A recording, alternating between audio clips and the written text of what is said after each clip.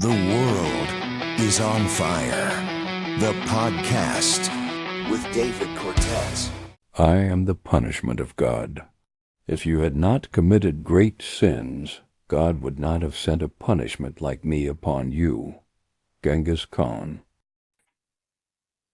Okay, cool. Can you hear me? Yeah. Okay, can you hear me just fine? Mm-hmm. How's life been? It's been great. Okay, cool. So, today we're having a special podcast. It was made by popular, it was requested. It was made by popular request. But we're going to be talking about a lot of different things.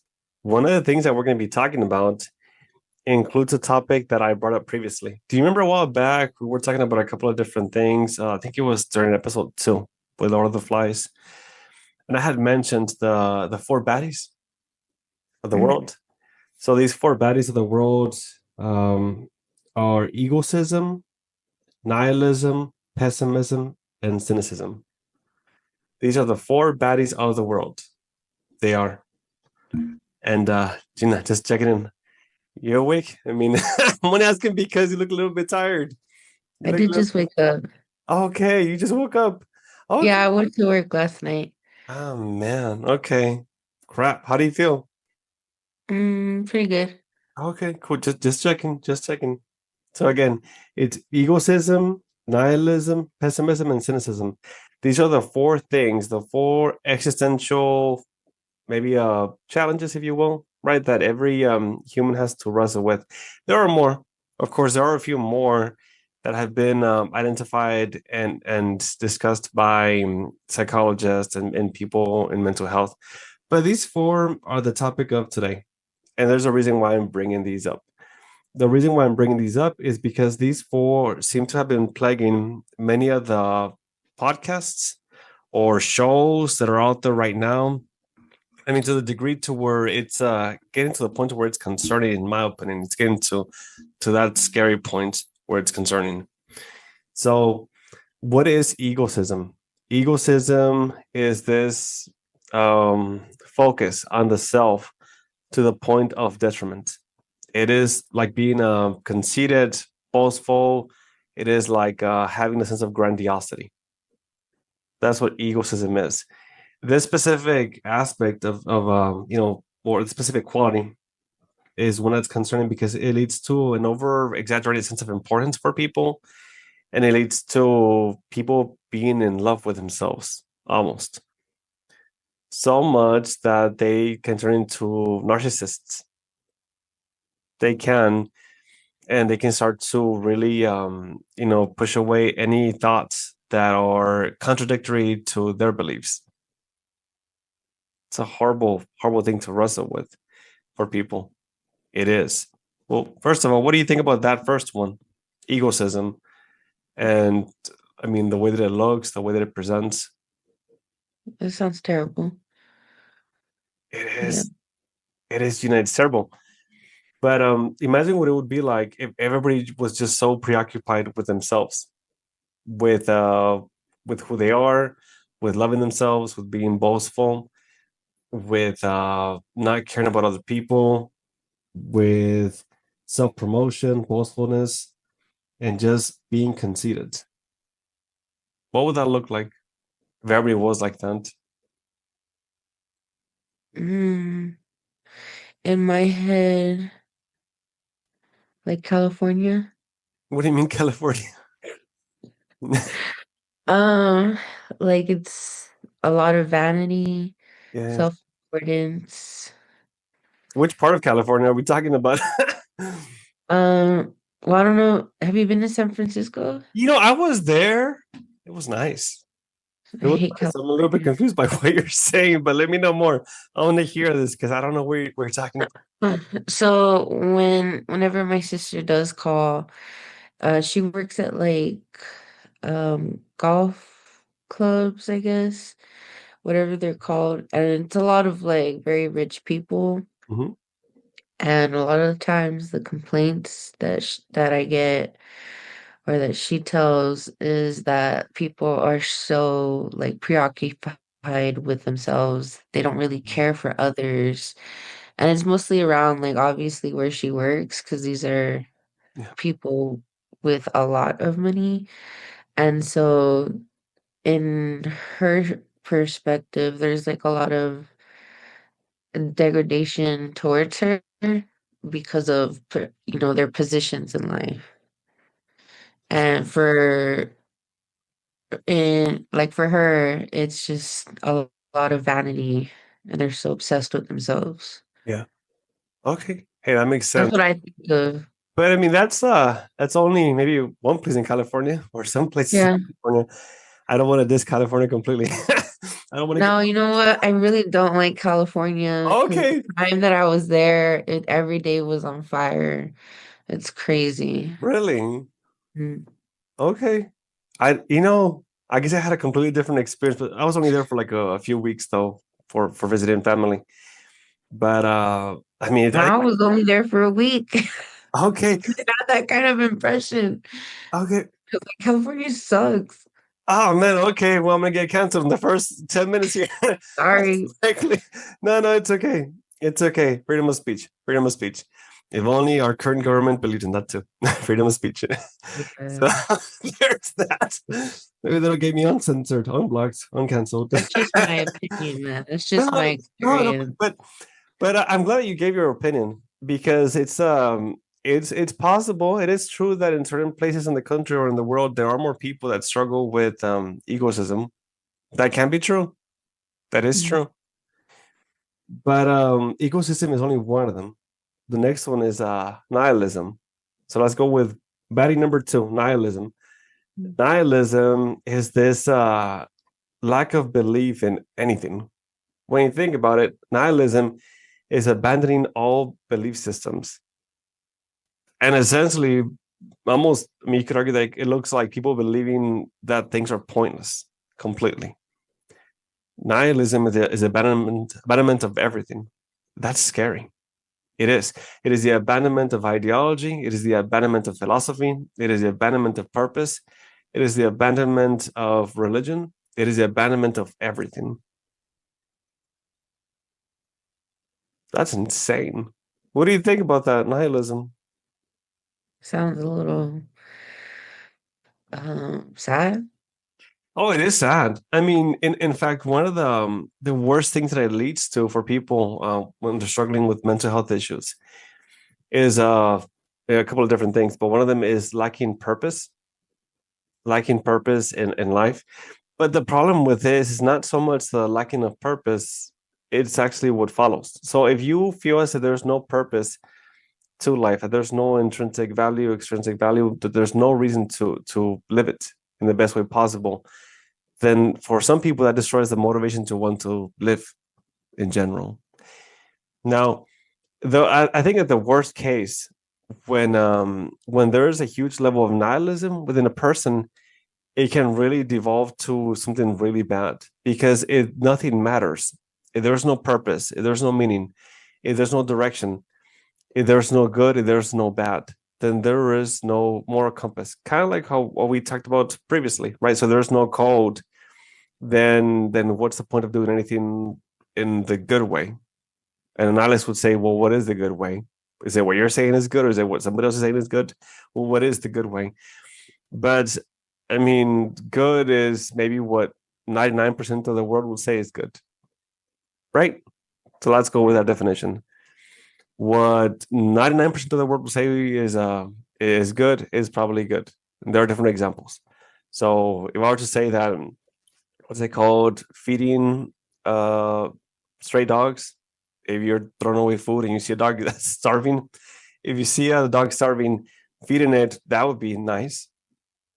Right? That'd be good. I think the whole world can agree on that. So we can all agree on what good is at that point. That specific kind of goodness, anyways. That with that weird example. But the point is, when people become nihilistic, they abandon other belief systems, and it leads to doing things that are not within the social norm, that are not socially acceptable, that actually go toward antisocial tendencies. And if the whole world was full of nihilists, then that'd be really bad if nobody believed in anything. What do you think would happen if that happened? If the whole world did not believe in anything? Uh, I think it'd be like a pretty dangerous world to live in. Oh yeah, this would be like Mad Max. Yeah. Like Mad Max, we'd be like in a Mad Max kind of situation here. That'd be horrible. So nihilism is a really what's it called? Really, really bad way to approach life. But then people might argue, well, why do you say that that's a bad approach to live life by? Well, because there has to be something, right? There has to be something, and if there's nothing, that's dangerous. I'll come back to that point at some point in this conversation. But the next baddie in the list of four is pessimism. So pessimism is how they say seeing the glass as half empty, Mm. right? Half empty or half full, or the negative one. Which it wasn't. Nah, the negative one, half empty, right? A positive person would say it's half full. So somebody who sees the glass as half empty, somebody who's pessimistic, might struggle with being optimistic, with seeing the positive in things, with seeing hope, with believing in things. And that applies to every facet of the person's life.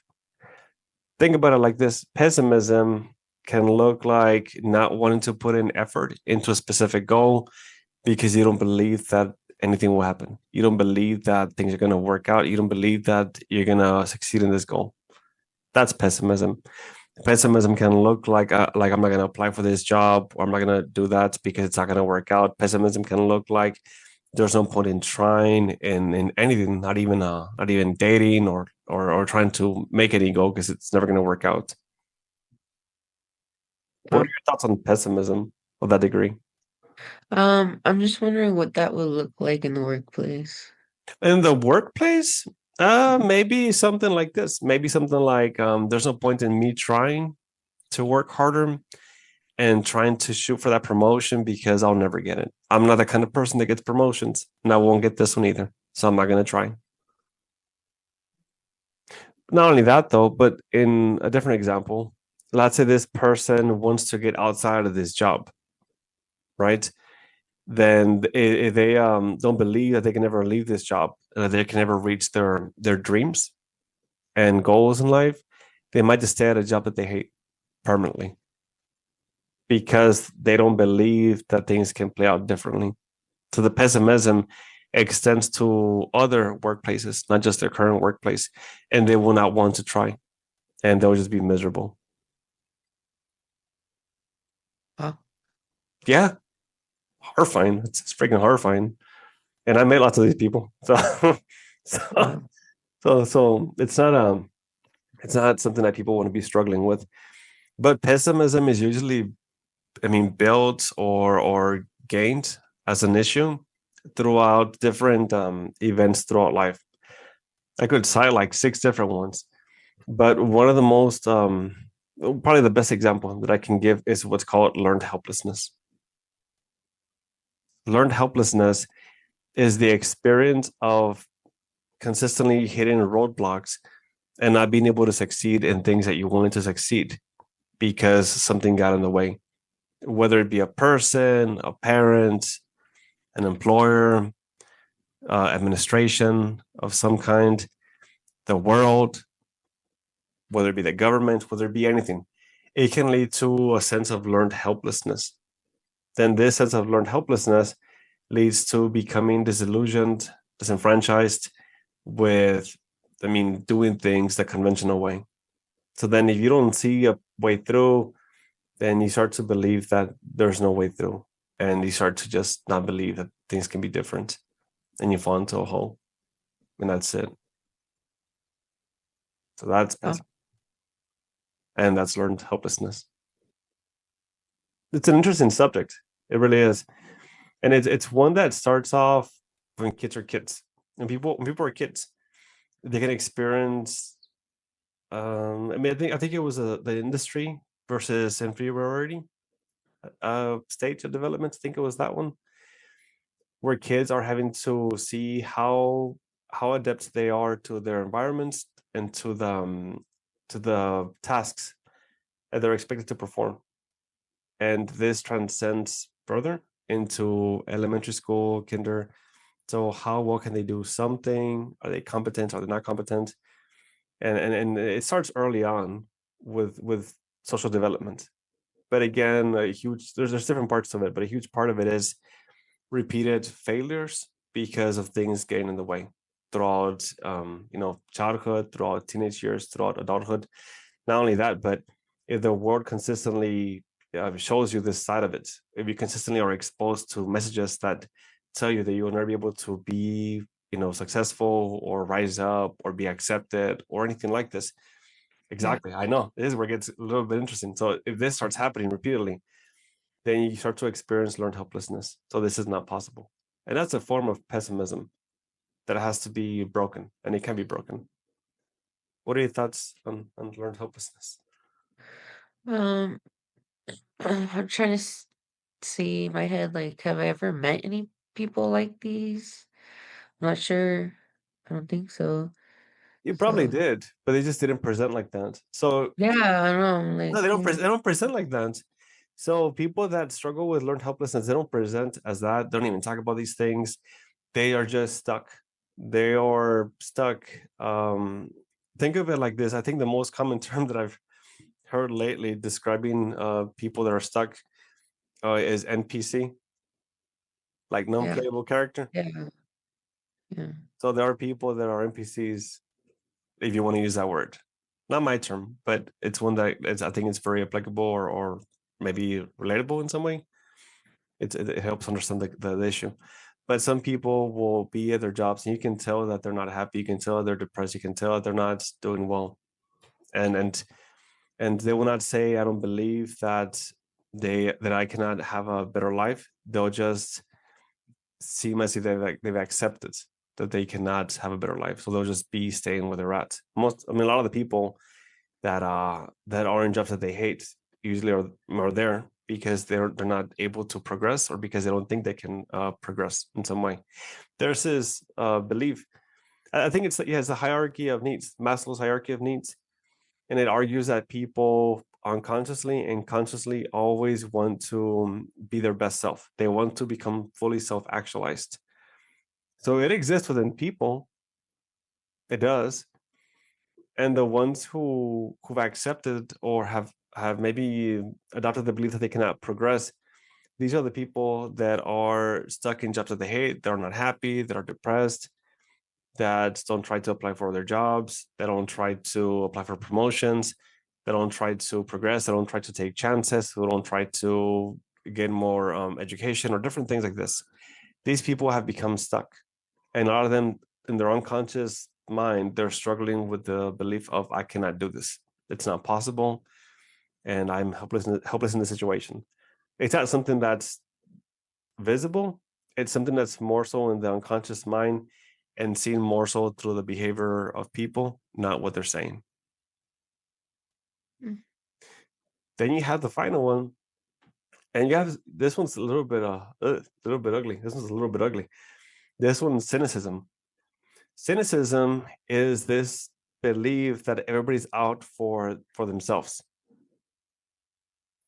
The double-edged sword with cynicism is that if you start to think that everybody's out for themselves, then it almost forces you to start to be out for yourself too. So it creates a cynical cycle. People are out for themselves. Then you start to become very selfish and self-interested and interested by your own motivations, motivated by your own interests, and fall into this trap.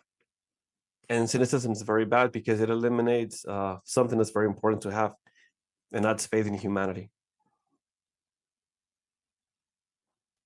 So that's cynicism in a nutshell. What do you think about that one? I really dislike that one. I've met somebody like that, and they bring that mindset kind of spreads, It does. and I really hate that effect of that personality. Yes.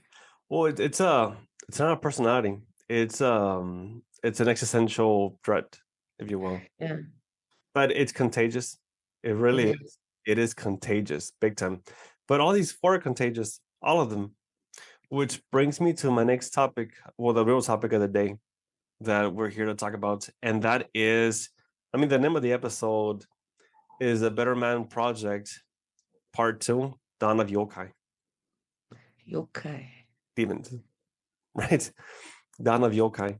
Now, the reason why this is the title of the episode is because once in a while you have people that reveal themselves in the world that try to portray themselves as good people, or try to portray themselves as people who are liberators, or people who are mentors, or people who are like, saviors, like false prophets type situation, false prophets type situation. And then when they show up, sometimes they make it to where there's a lot of damage in the world. And let me see if I can find it right here. Man, how did I lose it that quickly? Sorry. And 1 second. It's okay. Well, what I was gonna say was this right here. I don't see it, but I think it was "Ye shall know them by thy fruits" or something like that. I had the Bible verse right there, but I kind of lost it. But it's the one that talks about how you'll see who's who by the fruits, by what they show and what they lead to. When a tree is a growing tree and it's small, you don't know what kind of tree it is, right? If you plant a bunch of trees that produce either apples or other fruits or items, you might just see a tree growing, but you might not know what exactly the tree is. And so it gets big enough and it starts to show you with more, characteristics, but also starts to bear fruit. So if you get an apple tree, you'll have an apple. If you get a mango, you'll get a mango, right? Right. But these kinds of people that I was talking about, they tend to appear once in a while throughout history. There's a cyclical pattern, by the way, that repeats itself throughout history over and over again. And I'll cover that point at some point. It's a very interesting concept, the cyclical pattern of history and archetypes and people that who reveal themselves. But I want to start off with one character, one yokai, the first one. And some of these people, they have a huge following. They do. And they might feel offended by some of the things that I say, I suppose. But I'm going to try to say it as respectfully as possible. So the first one is Kevin Samuels. Kevin Samuels, have you heard about him? I did check out some of his videos. Yeah. What did you think? Whoa. Whoa. Who's listening to this guy? Surprisingly, a lot of people. That's all that I was saying out loud. Who is listening to this person? A lot of people. A lot That's of crazy. No, exactly. But I mean, this guy, he again, some of these people, they're a little bit of a mixed bag, because it's hard to find somebody who's truly a sociopath or psychopath out there. When it comes to these kinds of people, you have to like really try to differentiate, try to look for certain characteristics. You have to analyze the whole situation.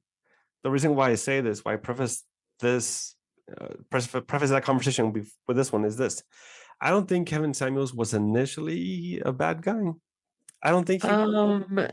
Oh, I guess not. Maybe apart from the videos. Yeah, no, but I mean, the videos were terrible. A bunch of them were terrible. They really were.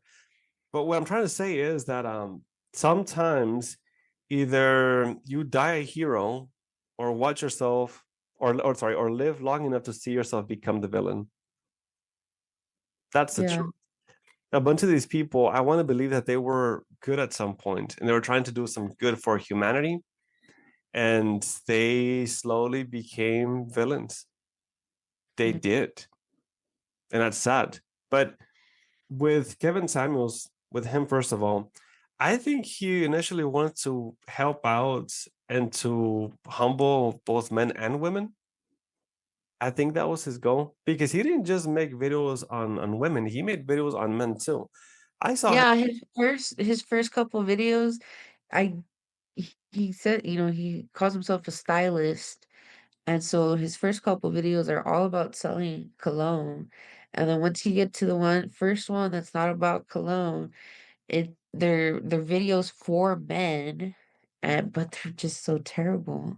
They are. They really are. But again, that's why I That say was in 2017. yes.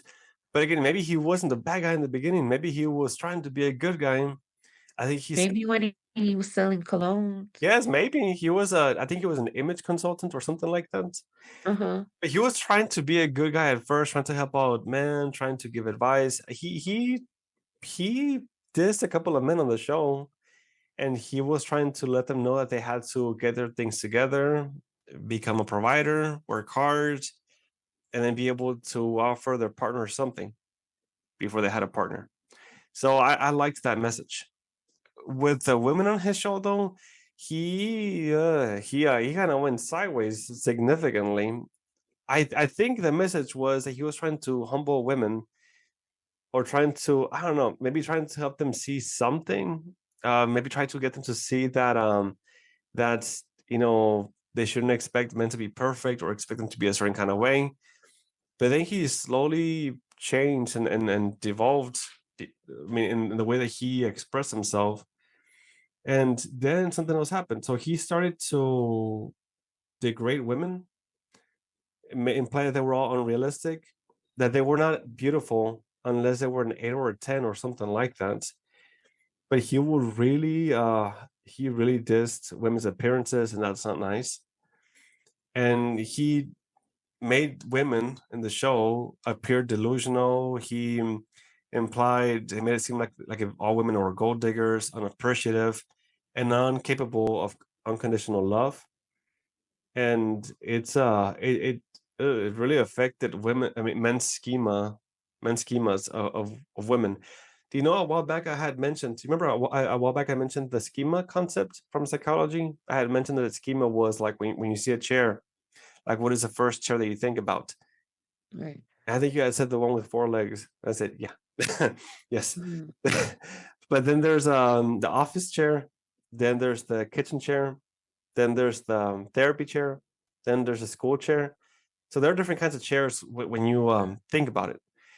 But what people like Kevin Samuels did was they restructured in a way a lot of men's schemas of women.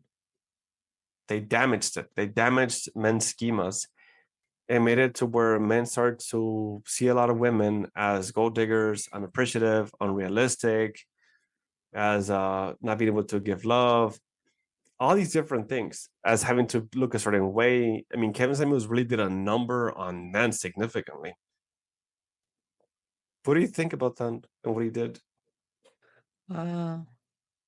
Why? I think he let his anger get the best of him and he became a villain. So, Yeah, I wonder how he got like that. I don't know. I don't know. That's what I was thinking when I saw that video, because he's like talking about uh women that get pregnant out of wedlock, and he's blaming your grandmothers for women's rights and equal rights. It's like, well, who made you like that? Somebody hurt him. Yeah, for Somebody hurt sure. him. Somebody hurt him. And they changed him. And at some point, he let something take over. So something planted itself inside of his spirit. And like I said, it goes back to egoism, cynicism, nihilism, and pessimism. These things probably took roots in his spirit and they changed him. They did. And then he started to preach all these negative things and hurt men's ability to see women in a positive light.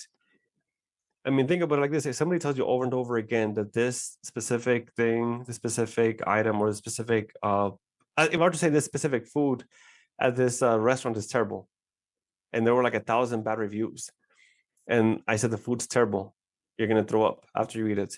Would you want to go eat to this restaurant? No. Hell no, you wouldn't want to go to this restaurant and eat. Well, Kevin Simons is the equivalent of that. He made it to where he degraded women so much, so badly, that men started to perceive women in this way.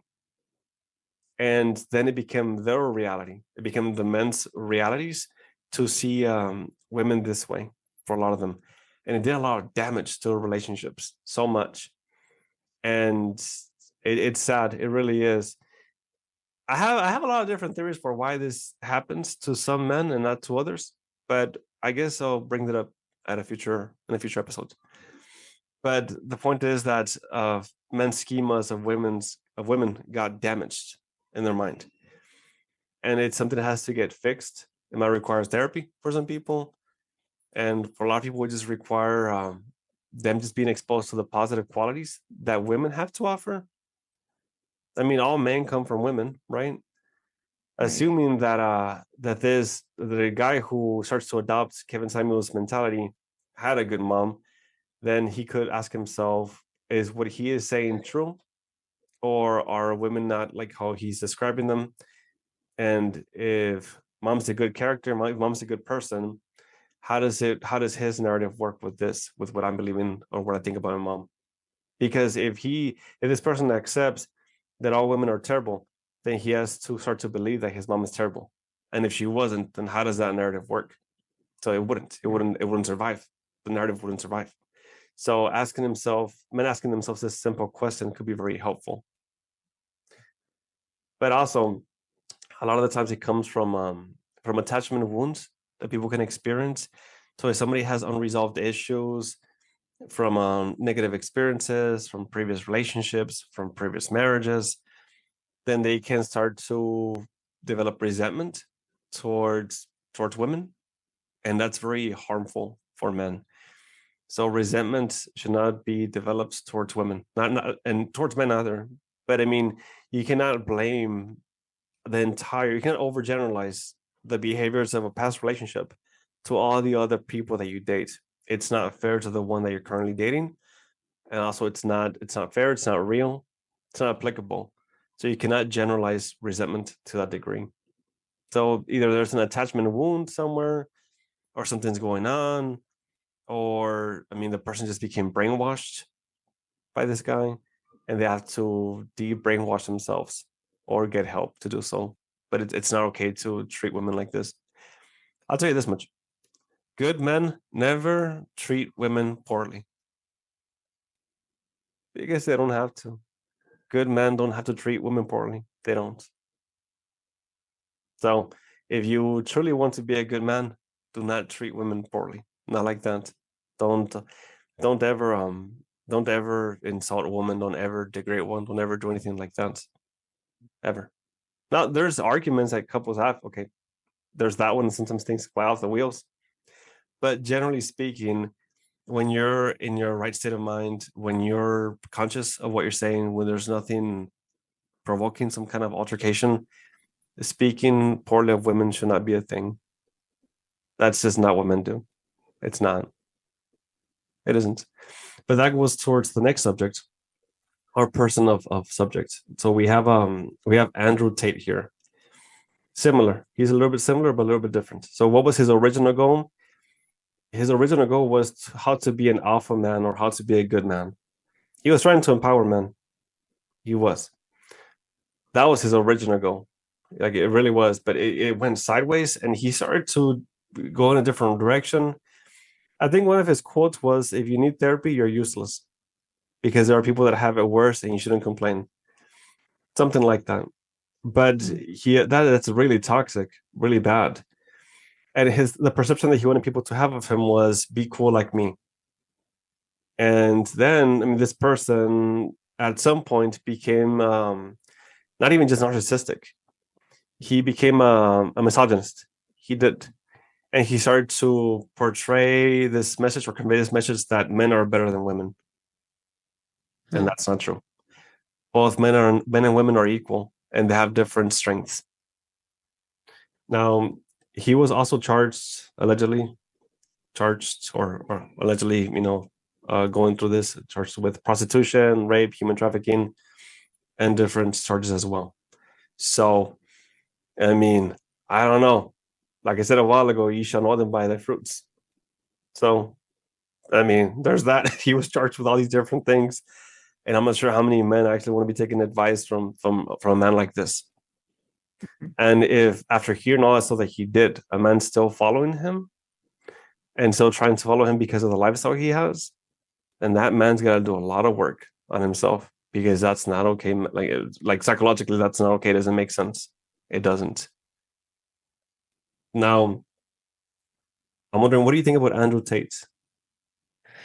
Um, gross. Yeah, That's just what I think. He's a gross person. he is.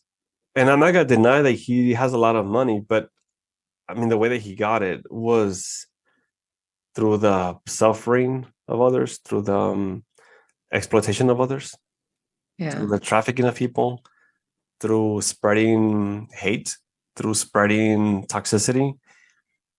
I'm not sure how much that. I mean, that was blood money. That was blood money. It really was.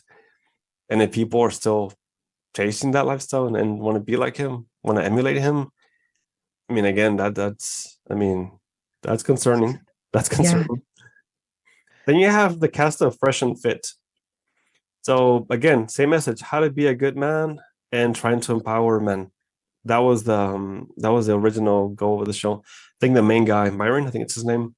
I think he mentioned that he also did the show because he got tired of seeing men committing suicide.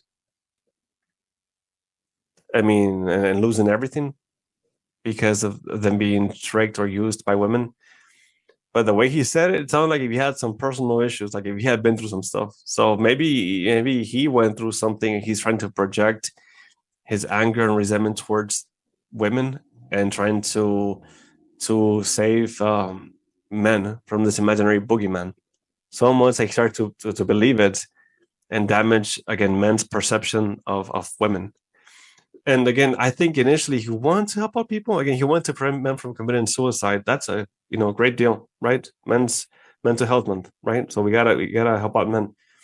But then he started to be more toxic and imply or convey that women are not loyal, that they'll always leave, that you should have a dismissive nature towards connection in a way. He starts to imply controlling behavior, and he would say, "Don't get married consistently." I don't know, a lot of weird stuff. And he would say that you have to be an alpha man consistently. That's not. Jeez. I know exactly. I know. I mean, this really went sideways significantly. So how did it start from him saying, "I want to prevent men from committing suicide," to him talking about all these different things? They went sideways. It did. And then again, he further perpetuated this narrative of women being bad and men being good and women being traitors and disloyal and men needing to be stronger. That's horrifying. What do you think about that one? Fresh and Fit. That's crazy. That's just crazy. It is. There's another one, another male podcast that was made a while back. That's called The Whatever Show. And with this one, their original goal was to identify imbalances in relationships between men and women. Very good goal. I like that. But then they started to, I'm not sure if it was for the views or if it was for I don't know what their purpose was with this, but they started to derail as well. And they popularized a term or a statement as follows, and that is the term, what do you bring to the table? Uh, Or what is your body count? oh no.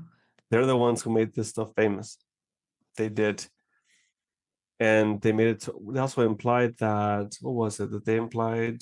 It was that women have to justify their worth in existence. Oh And my. they would shame women to the point that they would break them on the show. What the flip? Yeah, there you go. I was about to say, don't curse, don't curse. Yeah, exactly. That is horrifying. How old were they? I don't know. Like, I mean, I think one of them is like 40 years old. One of them is like Jeez. 27. 40 years old. Yeah, yeah, exactly. 40 years old. And then one of them is like 27 or 30 or something. Who knows how old he is? But I mean, that's not okay. Yeah. It isn't. No woman should have to justify their worth. They shouldn't. That's not a correct way to approach relationships. And it's not okay to shame women to the point to where you break them psychologically on a show. That's not okay. And trying to take this out of the podcast and apply it to real life is even worse. So for the people who are doing this, who are asking women, what do you bring to the table? Right? I mean, kind of messed up question is that? What kind of logic is that? Or like, what's your body count? What in the world? I mean, what my opinion is, whatever life you start with a person starts at the point at which you start to date them and want to be in a relationship with them. To a certain degree, you have to let go of whatever their life was before they met you, because everybody has a past. Everybody does. Whether it's a good past or bad past or complicated past, everybody has a past. And what a person is basically saying with what's your body count or what do you bring to the table is they're trying to again to degrade to minimize somebody's value based on their sexual experiences, but also based on what they can offer within the relationship. But nobody should be asking these questions in that manner, and nobody should be expecting, these things. I'm not sure what they're expecting. I'm not sure if it's to have for women to have a body count of like 0 or 1 or 2 or something, but it's unrealistic to expect. I mean, especially if you get past a certain point in life.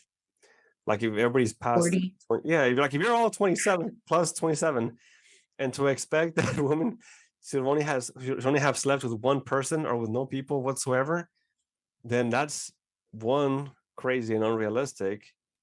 And if you turn that question around towards yourself and you ask yourself, how many people have you slept with, then how does that work? So you cannot say that men have the right to sleep with more women than women have the right to sleep with men, and that men are okay, should have a higher body count, and that women should have a lower one. This doesn't make any sense, but it's toxic male thinking. It is, but it has been perpetuated by these podcasts and by these other people who preach these agendas, this propaganda, this stuff, this toxicity, who spread these four issues, four existential threats. They spread them, right? They do, because they're I mean, it's a lot of different things, but they're just spreading chaos. They are. The last person that I want to bring up is this person named Cheryl Seven. So Cheryl Seven, I think she was a good person too at first. I want to believe she was. She wanted to help women. She wanted to empower women, but then she went completely sideways as well. She derailed, and she started to, I mean, talk to women and imply that they should all use men. And some of the things she tries to, I mean, portray or to express is this: that that the world is unfair, that you should get one over men, to find a rich man and to not settle with somebody who's not rich, or how she describes them as dusties, that you shouldn't be with a dusty. She's saying that men will trick you to get what they want, that they are not capable of connection, that they will use you and hurt you. What she's trying to portray is follow my advice and you'll be happy. And what she did, the damage that she did ultimately was she made women not believe in love and not believe in men anymore. That's what she did. Yeah. Yikes. What do you think about this lady? Um, I feel like I know some women like that. Yeah. Yeah. Yeah. And with Shara 7 specifically, I mean, the way that it looks like now, she's trying to help out women get the better deal. Yeah. That's what it basically comes down to. But when you approach dating from that perspective of trying to get the better deal, then it becomes a very cynical experience. So then you have some men saying, try to get the better deal and do it like this so you don't lose, and so you win, and so you're happy, and all these different things. But then you have Cheryl 7 saying, no, use men like this so you can get the better deal. So then they turn dating into this very cynical experience and make it to where it becomes very mistrusting. Yeah. Then everybody's like, no, I'm going to get you. No, I'm going to get you. No, I'm going to get you. And I'm going to get the best deal. I'm going to get that best deal. And I'm going to get the prettiest girl, the youngest girl, prettiest girl. Or I'm going to get the richest man, right? The most appealing man. All these different things. And then I start to wondering, what happened to love? What happened to love? What happened to love? That's what I started wondering. What happened to love? To like meeting somebody and to just getting to know them, liking them, dating them, and then seeing where it went without any ill motives, with just wanting to love the person and start something new with them. That's how it should be approached. That's how dating should be approached. But you can't help but there can't by law of averages, right? There's always going to be outliers. If you look at what they call bell curve in statistics, there's always going to be extremes. A good example of this includes when there's a test that everybody takes. So if a bunch of kids, like fifth graders, take a test, then what's going to happen is that you're going to have most of the people getting like 80s to like 91, something like that. And you'll have the outliers that are like 97 or 100 or like a 50 or a 30. But most of the scores will be in this bell curve shape and they'll fall in the middle. So by default, law of averages, you're going to have people who are naturally predisposed to being antisocial or cynical or narcissistic or interested or greedy, all these different things. You'll have this fraction over here. But with these podcasts, it makes it towards a humongous chunk of the ones that were not here, that were more like in the normal area, starts to get pulled towards this direction, towards the direction of antisocial tendencies, of being self-interested, cynical, users, manipulators, all these different things. So it's a disease. It's a virus. They're a virus. They are yokai. And the sooner people wake up and start to realize this, the sooner they'll be able to, see through all this and be able to actually live happier lives. They will. And I like this other quote right here. Right here. Well, one thing I will say before I say this is that in some cases, some of these things do help out people. So there were some people on the shows or after the shows that said that these people's advice actually helped them out. Okay, I'll give you that. There are some that benefited from the advice that they gave. Go for it. Why not? But at some point, you got to start to see, the cost versus benefits of, situation. Was the cost of hurting so many people worth only like a few people, a handful of people having their lives improved with what they were saying? Was it? I don't know. I don't think so. But to Kevin Samuels, he's gone. He passed away a while back. He did, but the other ones are all still alive. And to them, I guess I gotta say the following words. Beware that when fighting monsters, you yourself do not become a monster. For when you gaze long into the abyss gazes back into you, or gazes back at you. So they gazed into the abyss. They probably wanted to help out people, but the amount of damage that they did was immense. And now the dating culture for a lot of people, and I work with a lot of people. I see a lot of people, speak to a lot of people, and of course, you see stuff happening too. You said it yourself. You see a lot of people struggling with different things, and it's fractured the social climate. It's fractured dating culture. It's tipped the scales. It has. So what we're trying to do with this episode, just a little bit. I'm not sure how much it'll actually tip the scales, but we're trying to tip the scales just a little bit from the damage that was done by these people.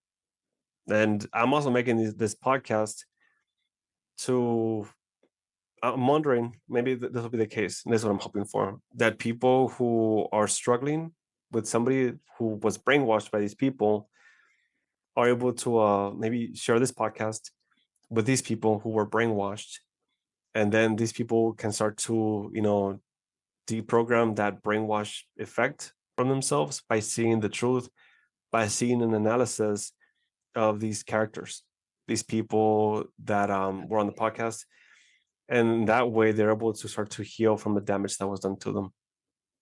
It's difficult to understand that you went through damage or you were experienced damage if you don't analyze yourself. And a lot of these people, they will never go to therapy because they're threatened by therapy, they're afraid of therapy, they don't want to be vulnerable, they don't like being emotional, all these different things. So the closest that they get to therapy is this podcast. That's okay. I mean, at least for right now. And if it does anything for them and helps them see that they have been brainwashed by these people and that they got to snap out of it by adopting a set of values, of virtues, of principles, a code of some kind, as a way to protect themselves from these people and from these beliefs and from these emotions that are hurting them, then I hope that they understand that. So if they are nihilistic, if they stopped believing in love because of all these people that conveyed these messages, they have to believe in love and they have to not let those things that they heard sink in, and that they have to fight the nihilism. You have to fight nihilism, just like you have to fight egoism, just like you have to fight pessimism, just like you have to fight what's it called? Sorry, the egoism, cynicism, pessimism. I didn't forget already. See, my bad. Sorry. It was egoism, nihilism, pessimism, cynicism. Yeah, all of them. You have to fight all of them. You have to fight all of them as much as you can throughout this lifetime. This battle is one that consists that is consistent and that continues as long as we are alive. As long as we are alive, we will have to fight these battles with these four forces and a lot of other forces. But if you start to see these forces as yokai, as demons, as things that you have to wrestle with and fight off and ward off, then it allows you to externalize the challenge, externalize the issue, and approach it from a different manner. And I hope that if you're struggling with the effects that these people left on you, the damage that they did on you, and if you're listening, think about everything we talked about here. Well, that's a podcast. I'll see you next time on The World is on Fire. Thank you.